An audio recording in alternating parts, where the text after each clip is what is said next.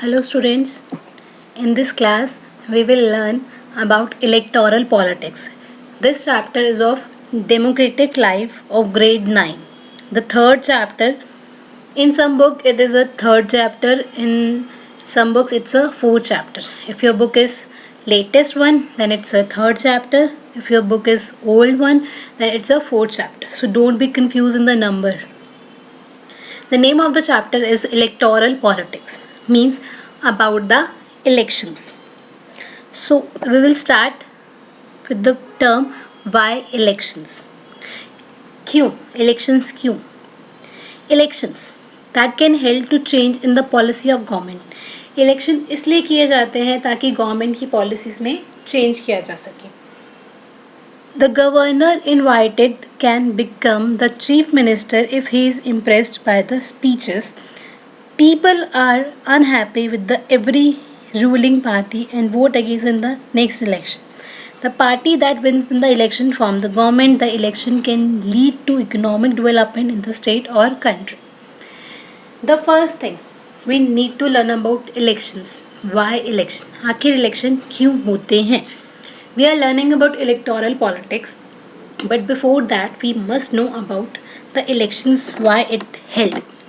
So the first thing is election that change the policy of the government. And if the people are unhappy with the ruling party, they can vote against in the next election. अगर कोई भी person ruling party की working से खुश नहीं है तो वो नेक्स्ट इलेक्शन में उनके अगेंस्ट वोटिंग करेगा. So ultimately it lead the changes in the policy of government. Party wins in the election from the government.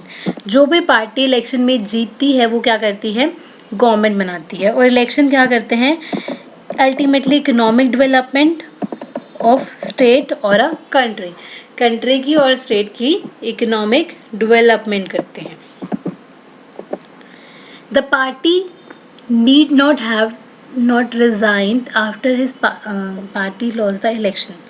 The country which have election are said to be democratic और democratic. उनको क्या बोला जाता है? जो country में election होते हैं उनको डेमोक्रेटिक बोला जाता है. Why do we need election? हमें इलेक्शन क्यों चाहिए? The people can choose the representative. सबसे पहली चीज़, people can choose the leaders who make laws for them. जो उनके लिए काम करेंगे, जो उनके लिए लॉज बनाएंगे. They can choose, वो चूज़ कर सकते हैं.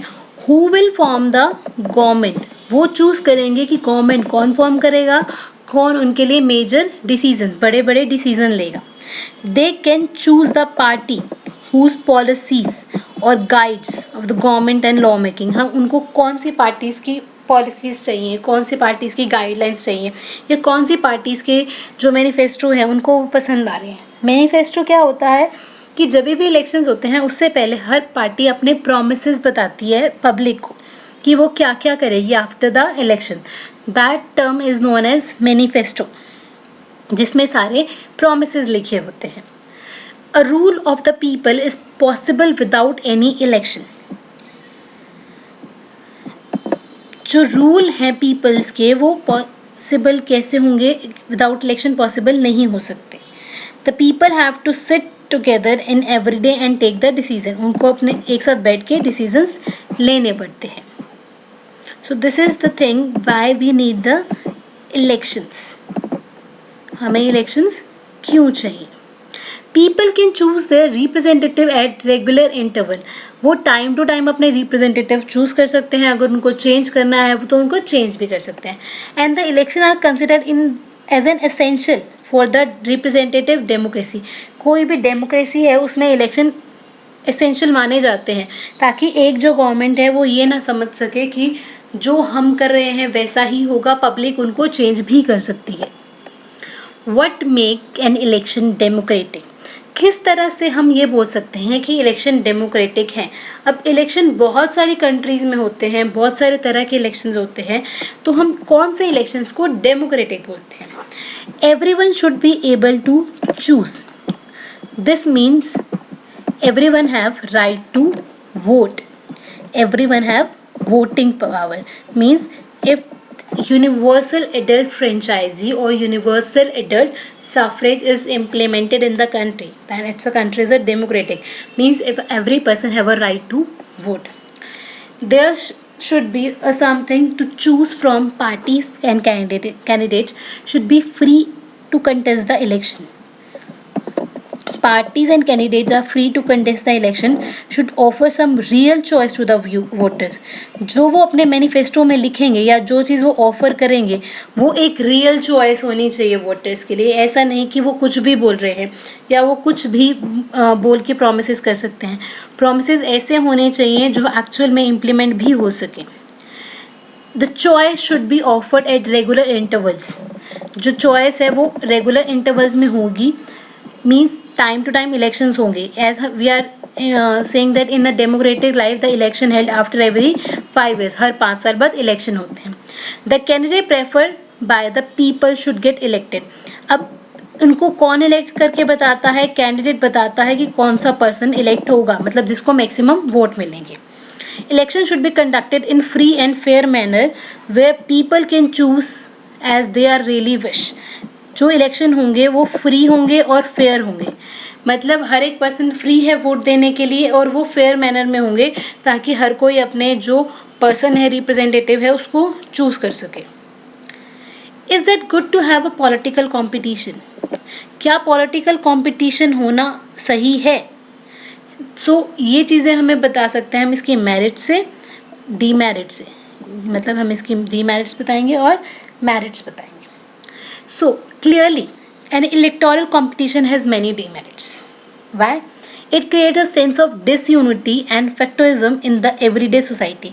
वो यूनिटी ख़त्म करती है कि हर कोई एक साथ नहीं है, हर कोई साथ साथ काम नहीं कर रहा, हर कोई अलग है. वो पार्टी से अलग है, कोई कास्ट से अलग हो जाता है, कोई रिलीजन से अलग हो जाता है, तो हर पर्सन अलग अलग फॉर्म करता है.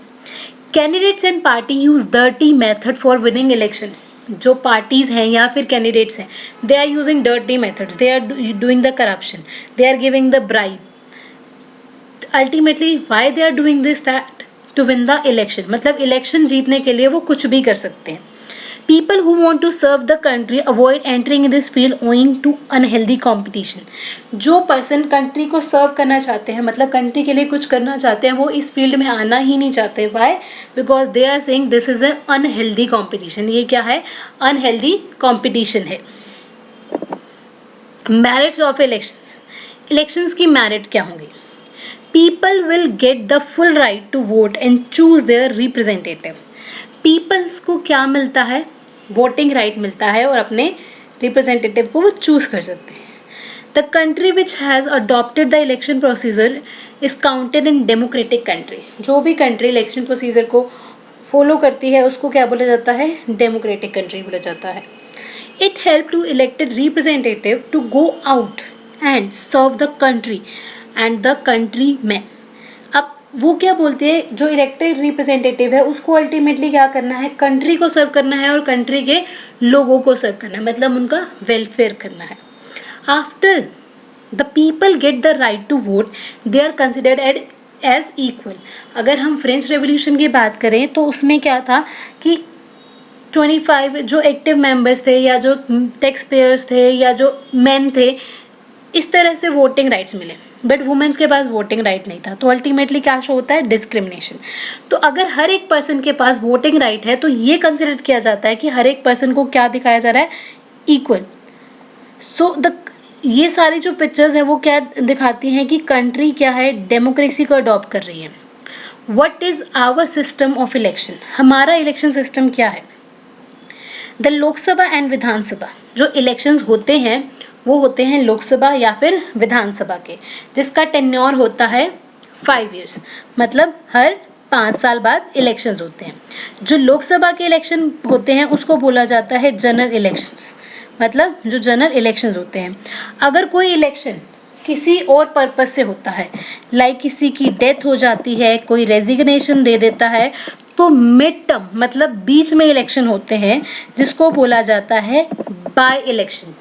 अगर कोई भी इलेक्शन बीच में होते हैं, किसी ने रेजिग्नेशन दे दिया, उसकी डेथ हो गई, तो उस इलेक्शन को बोला जाता है by election. Electoral constituencies. The country is divided in the electoral constituencies. जो constituencies हैं, that is the Lok Sabha and the Legislative Assembly election. One representative is elected for each constituency by the voter.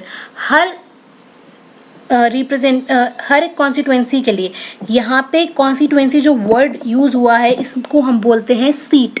Seat मतलब जो हम normally बोलते हैं कि इस party को इतनी सीट मिली या लोकसभा में इतनी सीट्स है. सीट एक्चुअली में पॉलिटिकल टर्म में कॉन्स्टिट्यूएंसी बोला जाता है. तो जो भी इलेक्टोरल कॉन्स्टिट्यूएंसीज हैं लोकसभा की, लेजिस्लेटिव असेंबली की, उसमें हर एक रिप्रेजेंटेटिव जो होता है वो इलेक्ट होता है एक सीट के लिए. किसके थ्रू? वोटर्स के through. The country is divided into 453, ultimately 543 constituencies है किसकी? लोकसभा की. और जो मेंबर सिलेक्ट होता है लोकसभा में उसको बोला जाता है MP, that is a member of parliament. Similarly state assemblies भी होती हैं. The state is divided into number of assemblies और constituencies which is known as Vidhan Sabha, assembly election जिसको बोला जाता है.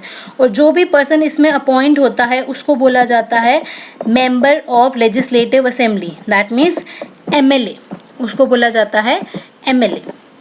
For Lok Sabha election the country is divided into 543 constituencies. अगर हम लोकसभा की बात करें तो 543 कॉन्स्टिट्यूएंसीज हैं और मेंबर ऑफ पार्लियामेंट बनता है इससे. और जो बाकी टोटल वैसे 545 होती हैं, जो बाकी दो कॉन्स्टिट्यूएंसीज हैं वो प्रेसिडेंट नॉमिनेट करता है, जो प्रेसिडेंट ऑफ इंडिया है वो नॉमिनेट करता है. इसके बाद आती है हमारी कुछ कॉन्स्टिट्यूएंसीज होती हैं जो रिजर्व्ड होती हैं. So in an open electoral competition certain weaker section of the society, मतलब जो weaker section of the society का may not stand for a good chance of winning election because of the influence of powerful section. क्योंकि अगर powerful section है उसकी वजह से कुछ वीकर सेक्शन के पर्सन इलेक्शन में खड़े नहीं हो सकते. Has the maker of the constitution, जिन्होंने कॉन्स्टिट्यूशन बनाया था, दे prepared a system for the reserve constituencies. उन्होंने क्या बनाया? रिजर्व कॉन्स्टिट्यूएंसीज का सिस्टम बनाया वीकर सेक्शन के लिए. मतलब कुछ चीज़ें, कुछ सीट्स, कुछ कॉन्स्टिट्यूएंसीज इसके लिए रिजर्व रहेंगी. Certain constituencies are reserved for the people belonging to scheduled caste, scheduled tribe. मतलब SC और ST से जो बिलोंग करते हैं उनको बोला जाता है scheduled caste या scheduled tribe.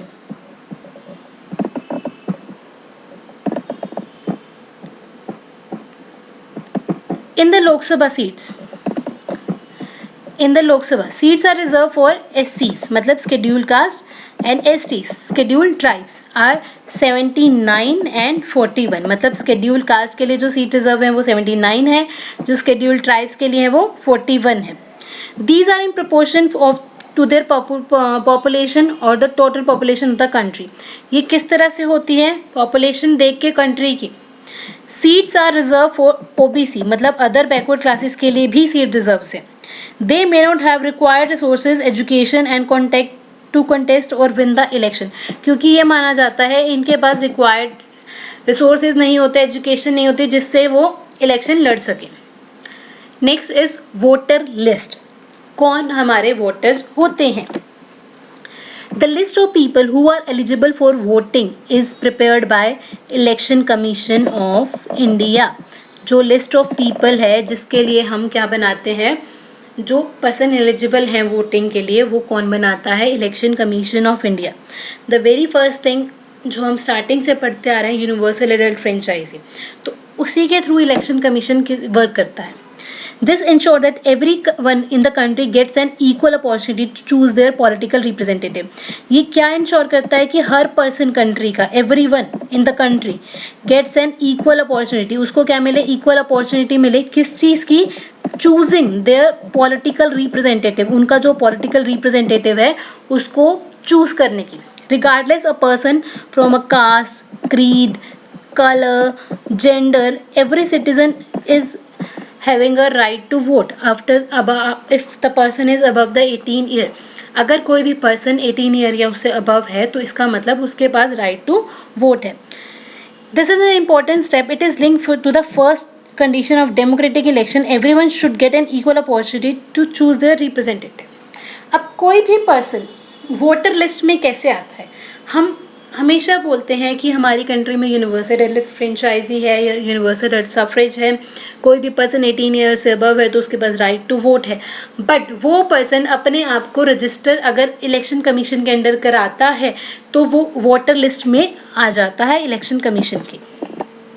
Different citizen from one another in many ways. Some are rich, some are poor, some are highly educated, some are not so educated, some are not educated at all, but still they have a right to vote. कोई भी person चाहे वो किसी चीज़ से belong करता हो, rich है, poor है, एजुकेटेड है, नहीं है, थोड़ा बहुत एजुकेटेड है, हर किसी के पास राइट टू वोट है। नॉमिनेशन ऑफ द कैंडिडेट, कैसे कैंडिडेट को नॉमिनेट किया जाता है। In an Indian citizen the age should be minimum 25 years. अगर कोई भी एक पर्सन अपने आप को एज ए नॉमिनेट करना चाहता है, मतलब इलेक्शन में खड़ा होना चाहता है, तो उसकी एज 25 ईयर्स होनी चाहिए।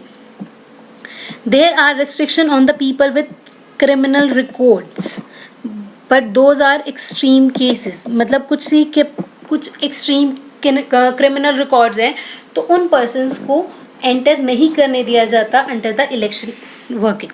The candidate have to fill a nomination form, candidates को क्या करना पड़ता है, नॉमिनेशन फॉर्म फिल करना पड़ता है और अपनी सिक्योरिटी डिपॉजिट करानी पड़ती है। Also a legal declaration has to be made with the details of pending criminal cases. एक लीगल डिक्लेरेशन भी करनी होती है उनको अपनी, जिसमें वो अपनी डिटेल्स भी देते हैं, कोई पेंडिंग क्रिमिनल केस है उनके अगेंस्ट, वो चीज़ें, उनकी एसेट कितनी है, लाइबिलिटी कितनी है, मतलब उनके पास कितने एसेट्स हैं, कितने उनके पास ऐसी चीज़ें हैं जिससे उनका कैश कन्वर्ट हो सकता है, या कितनी ऐसी चीज़ें हैं जो कि उनको पे करनी है इन द फ्यूचर। तो ये सारी चीज़ें उनको बतानी पड़ती हैं, प्लस द एजुकेशन क्वालिफिकेशन, मतलब क्या उनकी एजुकेशन है, ये सारी चीज़ें आती हैं nomination of the candidate. The very first thing is age, criminal record, nomination form, security deposit, legal declaration, assets and liability, education qualification, all the things a person have to give and if a person want to nominate himself or herself. Every candidate has make a legal declaration giving this full details. Serious criminal cases pending against the candidate, अगर कोई भी person के against कोई serial criminal case है, assets, liabilities of candidate also and his or her family, अपनी भी देनी है और अपनी फैमिली की भी देनी है, एजुकेशन क्वालिफिकेशन भी बतानी है। So all the information should be made public, कि वो पब्लिकली होगी, ऐसा नहीं होगा कि कोई चीज़ डिस्क्लोज ना की जाए। Voter gets an opportunity on the basis of the information to vote the deserved one, ताकि वोटर्स अकॉर्डिंगली डिसाइड करें कि कौन सा पर्सन डिजर्व करता है उनके वोट को। Election campaign, election campaign in India take place for 2 weeks. जो इलेक्शन कैंपेन होता है वो होता है 2 वीक्स के लिए, अल्टीमेटली 14 to 15 डेज के लिए होता है। Starting from the declaration of final list of the candidates, जब फाइनल लिस्ट डिक्लेयर हो जाती है कैंडिडेट्स की, मतलब कौन कौन से पर्सन इलेक्शन में स्टैंड हो रहे हैं, क्या उनका सिंबल है, मीन्स कौन सा पॉलिटिकल सिंबल वो यूज़ कर रहे हैं, वो सारी चीज़ें जब डिक्लेयर हो जाती है तब अल्टीमेटली इलेक्शन कैंपेन स्टार्ट होती है। And concluding 48 hours before the polling date of polling, मतलब 48 आवर्स बिफोर, अल्टीमेटली 2 दिन पहले जो इलेक्शन का दिन होता है उससे 2 दिन पहले इलेक्शन कैंपेन ख़त्म करना होता है। पोलिंग डेट मतलब जिस दिन इलेक्शन होंगे। ड्यूरिंग दिस कैंपेन, इस कैंपेन के दौरान candidate reach out to the voters, candidate कहाँ जाएगा, वोटर्स के पास जाएगा।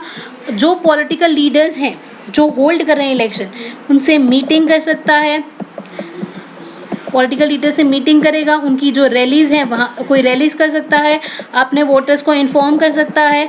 क्या इन्फॉर्म करेगा कि उसकी पॉलिसीज़ क्या हैं, कि वो आफ्टर द इलेक्शन क्या करेगा उनके लिए, हर एक चीज़ वो थ्रू किसी भी सोर्स से, चाहे वो मैनिफेस्टो है, चाहे वो न्यूज़पेपर है, पैम्फलेट है, रैलीज़ है, किसी भी सोर्स से किसको बताएगा, पब्लिक को बताएगा। The main purpose of the election is to give chance to choose the representative. अब मेन पर्पज़ क्या होता है इलेक्शन का, चांस देना, किस लिए, रिप्रेजेंटेटिव को चांस देना। वो कितना अच्छा रिप्रेजेंटेटिव बन सकता है। The government and the policies कि वो ये बताता है कि वो किस तरह से गवर्नमेंट फॉर्म करेगा और क्या पॉलिसी को अडॉप्ट करेगा। Some successful slogan use during the election campaign. अब कुछ ऐसे लोग भी होते हैं जो क्या करते हैं, इलेक्शन कैंपेन में अपने कुछ स्लोगन देते हैं, जैसे कि गरीबी हटाओ। गरीबी हटाओ का जो स्लोगन है वो किसने दिया था, कांग्रेस ने दिया था, which is led by Indira Gandhi. जो इंदिरा गांधी ने अपनी कांग्रेस बनाई थी इन 1971, उनका एक फेमस स्लोगन था गरीबी हटाओ। सेव डेमोक्रेसी, हमें क्या करना है, डेमोक्रेसी को बचाना है। ये किसने यूज़ किया था, जनता पार्टी ने यूज़ करा था 1977 में। इसके बाद लैंड ऑफ द टिलर्स, जो ये क्या है, टिलर्स की लैंड है, ये किसने यूज़ किया था, लेफ्ट फ्रंट ने। जो लेफ्ट फ्रंट है कहाँ पे, वेस्ट बंगाल का।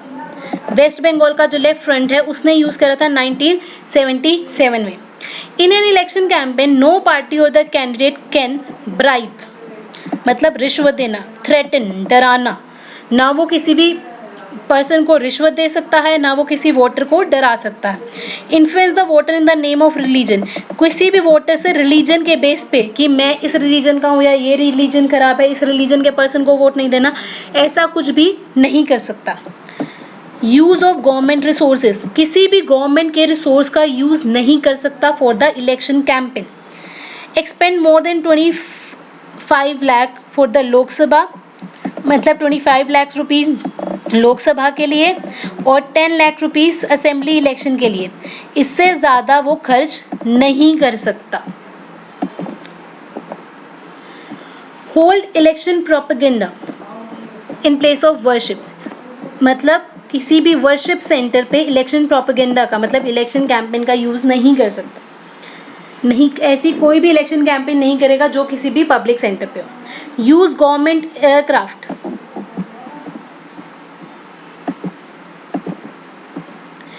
कि वो गवर्नमेंट के एयरक्राफ्ट या फिर व्हीकल्स या गवर्नमेंट के ऑफिशियल्स का यूज़ नहीं कर सकता। On the announcement of election minister can not take policy decision और स्टार्ट एनी बिग प्रोजेक्ट, ना कि उस टाइम पे जब इलेक्शन का अनाउंसमेंट हो जाएगी उस टाइम पे वो कोई भी पॉलिसी डिसीजन नहीं ले सकते, ना ही कोई प्रोजेक्ट स्टार्ट कर सकते हैं to show the public that they are the good one. Polling and counting of votes, कैसे वोट डलते हैं, कैसे वोट्स की काउंटिंग होती है। A person with his name in the voter list, एक पर्सन जिसका नाम कहाँ पे है, वोटर लिस्ट में है, can go to the polling booth, polling booth मतलब वो प्लेस जहाँ पे वोट डाले जाएंगे, and get identified by the official, उसको पहले अपने आप को आइडेंटिफाई कराना पड़ेगा ऑफिशियल्स के पास, क्योंकि जैसे हमने पढ़ा कि वोटर लिस्ट होती है तो वो जो ऑफिशियल्स होते हैं वहाँ पे उनके पास एक वोटर लिस्ट होती है जिससे वो आइडेंटिफाई करते हैं that the person is on the list on the note और the person is actual that one on the note, कि वो वही पर्सन है जो लिस्ट में है या नहीं है।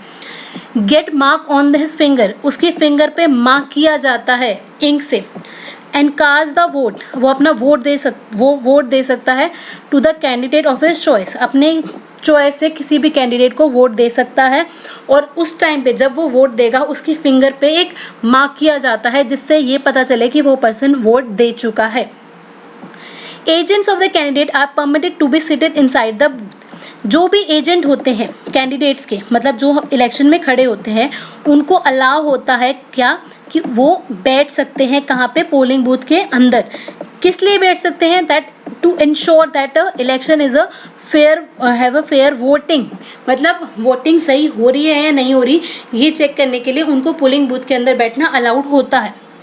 The currently method of is electronic voting machine, currently हम जिस मेथड का यूज़ कर रहे हैं इलेक्शन के लिए वो है EVM, electronic voting machine, to cast the election instead of ballot paper. अगर हम पहले की बात करें, हम पहले बैलेट पेपर का यूज़ करते थे, जो क्या होता था, अल्टीमेटली एक स्लिप होती थी, एक साइड पे एक उस पर्सन का नाम, उसका सिंबल, ये सारा चीज़ें लिखी होती थी, और दूसरी साइड पे एक स्पेस होता था जहाँ पे स्टैंप लगानी होती थी, जिसके सामने आप क्या स्टैंप लगाओगे और जिसके सामने स्टैंप लगेगी उस पर्सन को वोट जाएगा। करेंटली हम जो यूज़ करते हैं वो करते हैं ईवीएम का। अल्टीमेटली इसमें हमें क्या करना होता है, एक बटन प्रेस करना होता है, as shown in the picture. The counting of the vote begin after few days of election. Election के कुछ दिन बाद क्या होती है, वोट की काउंटिंग शुरू हो जाती है. And the final stage of the election day when the voter cast their vote. The day is usually called as election day. जिस दिन वोटर अपने वोट देते हैं उसको क्या बोला जाता है, election day. Every person whose name in the voter list can go to nearly polling booth situated in the government schools और ऑफिसेज. मोस्टली जो पोलिंग बूथ होते हैं या तो वो गवर्नमेंट स्कूल्स में होते हैं या गवर्नमेंट ऑफिसेज में होते हैं. तो इसको हम बोलते हैं इलेक्शन प्रोसेस, कैसे इलेक्शन होते हैं और कैसे काउंटिंग होती है. This is shown in this is a EVM, electronic voting machine. यहाँ पे क्या है, बटन्स हैं. इसके ये क्या है हमारे कि एक पर्सन का सिंबल और उसका नेम रिटन है. और अल्टीमेटली हमें क्या करना होता है, बटन प्रेस करना होता है. जिसके आगे का बटन प्रेस होगा मतलब अल्टीमेटली उस पर्सन को वोट जा रहा है. और इस तरह से दिखाया जाता है, ये हमारे न्यूज़ में दिखाया जाता है कि कौन सा पर्सन इलेक्शन में विन कर रहा है या किसके कितने परसेंट वोट्स हैं. What make an election India democratic. अब इंडिया में कैसे इलेक्शन डेमोक्रेटिक होते हैं. पहले हमने पढ़ा था इलेक्शन डेमोक्रेटिक कैसे होते हैं, बट इंडिया में कैसे होते हैं. इंडिया में जो इलेक्शन कंडक्ट होते हैं वो कौन कराता है, इलेक्शन कमीशन, ईसी. और इसको बोला जाता है basically ECI, election commission of India. It is an autonomous body. ये क्या है, इंडिपेंडेंट है गवर्नमेंट से, independent of any governmental control. Government के कंट्रोल से इंडिपेंडेंट है, ये अपनी वर्किंग खुद से करते हैं. The president of India appoints the chief election commission. जो प्रेसिडेंट ऑफ इंडिया है वो अपॉइंट करता है चीफ इलेक्शन कमीशन, सीईसी को अपॉइंट करता है. The CEC neither answerable to the government not to the president. ना वो गवर्नमेंट को आंसरेबल होता है ना ही वो प्रेसिडेंट को आंसरेबल होता है, because that is an independent body. EC take all the decision related to the election. जो ईसी होता है मतलब इलेक्शन कमीशन है, वो अपने डिसीजन खुद से लेता है इलेक्शन से रिलेटेड. और इलेक्शन की जो डेट है, वो रिजल्ट है, ये सब कुछ वो अपने बिहाफ पे ही डिक्लेयर करता है. They are not taking any suggestion from anyone, they are doing their work by own. EC has the power to punish those candidates और parties who violate the code of conduct. Code of conduct मतलब जहाँ पे सारे rules and regulation लिखे हुए हैं, किस तरह से क्या क्या फॉलो करना है. अगर कोई भी कैंडिडेट उसको वायलेट करता है, मतलब लॉ को उसको तोड़ता है, उस लॉ को वायलेट करता है, तो ECI के पास ये राइट है कि वो उसको पनिश कर सके. During the election EC set guidelines. EC ने कुछ गाइडलाइंस सेट कर रखी हैं गवर्नमेंट के लिए, so that the government powers are not be misused for the winning election. ताकि गवर्नमेंट की पावर्स का मिसयूज ना हो इलेक्शंस को विन करने के लिए. ये हमारा इलेक्शन कमीशन ऑफ इंडिया है, जिसको हम हिंदी में क्या बोलते हैं, निर्वाचन सदन. जो निर्वाचन सदन है बेसिकली हम इसको बोलते हैं ECI, that is the election commission of India. निर्वाचन मतलब इलेक्शन कराना. Popular participation. अब किस तरह से पॉपुलर पार्टिसिपेशन लिया जाता है. The voter turn out figure determine and extent of the people participation in the election compare to North America, Europe, where turn out has declined over the last 50 years and the figure for India either stayed stable or increased. अगर हम बाकी country के compare करें तो India की figure बहुत ही ज़्यादा stable रहती है. If we compare to the USA as the richer and the white people, most of the Indian majority and the voters are poor, unprivileged and illiterate people. अगर हम किसी और कंट्री, किसी रिच कंट्री लाइक USA की बात कर रहे हैं जो कि डेवलप्ड भी है, वहाँ के पीपल्स भी एजुकेटेड है, इंडिया में ऐसा नहीं है. बट इंडिया में पार्टिसिपेशन डिफरेंट वे में होता है. Acceptance of outcome. कैसे एक्सेप्ट किया जाता है. If the election are not free and fair, it favors the powerful ruling party. Ruling party lose the election in India routinely, both in the state and the national level. Half of the sitting of MPs or MLAs lose the election in India. This shows that the Indian voters are well aware for the functioning of the government and do not re-elect those representatives that fail in the fulfilling their promises. अब ये बोला जाता है कि elections को basically fair manner में किया जाता है और उसको एक्सेप्ट किया जाता है जो भी आउटकम आता है. ऐसा होता है कई बार रूलिंग पार्टी जो होती है वो इलेक्शन हार जाती है, या फिर जो स्टेट इलेक्शन है या नेशनल इलेक्शन है वो हार गई. इससे अल्टीमेटली क्या होता है जो भी एमपी हैं, एमएलए हैं, वो इलेक्शन हार गए, तो अल्टीमेटली ये क्या डिसाइड करता है, जो पब्लिक है वो उनकी वर्किंग से खुश नहीं है, वो नहीं चाहती कि वो पर्सन दोबारा से आए, दोबारा से अपनी रूलिंग करे. So this is show that the public is aware. Candidate with the money and muscle power often lose the election. जरूरी नहीं है जो इनके पास मनी और मसल पावर है वो इलेक्शन जीत जाएं, कई बार वो भी इलेक्शन हार जाते हैं because of the public. The outcome of the election are normally accepted by the defeated party as the public verdict. मतलब ये क्या है, पब्लिक की मर्जी है, क्योंकि अल्टीमेटली हमें ये मानना पड़ता है एट द एंड जो पब्लिक ने डिसीजन लिया है वही ही इम्प्लीमेंट होगा, because democracy is by the people. By the people means जो डिसीजन होगा वो पब्लिक के थ्रू होगा. Challenges to free and fair election. कैसे हम फ्री एंड फेयर इलेक्शन करा सकते हैं. Candidate with excessive money enjoy unfair advantages over the smaller parties or candidate.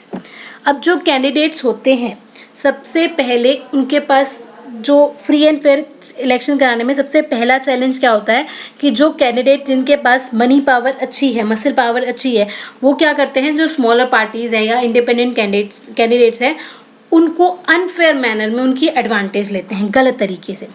The candidate with criminal records, जिनके क्या है क्रिमिनल रिकॉर्ड्स हैं, can dominate others, remove them from the electoral race by using question. अब कोई भी candidate जिसका criminal record है उसको कैसे हटाया जाए वहाँ से.